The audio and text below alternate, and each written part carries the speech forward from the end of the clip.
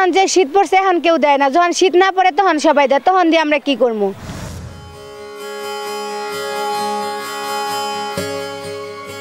কুয়াশার কারণে মানে প্যাসেঞ্জার বাইর হয় না, রাস্তা কোনো লোকজন নাই।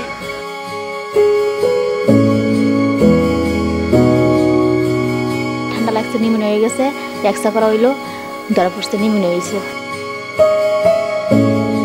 প্রচণ্ড শীতে জমে উঠেছে রীতিমতো এই ভাসমান দোকানগুলো। ক্রেতা সাধারণ বলছে গত দুদিনের ঠান্ডায় রীতিমতো দাম বাড়িয়েছে এ সকল বিক্রেতারা।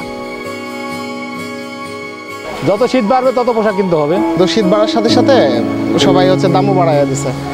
সবাই করতেছে, সুযোগের সদ্ব্যবহার তো সবাই করতেছে, কিন্তু মানুষের হাতে পয়সা কড়ি না থাকলে মানুষ কিভাবে কিনবে?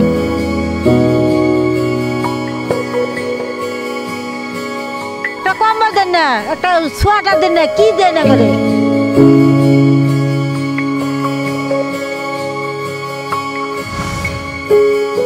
কে শোনে কার কথা দেখতে চোখ রাখুন প্রতি রবিবার সন্ধ্যা ৭:৩০ চ্যানেল এস এর পর্দায়।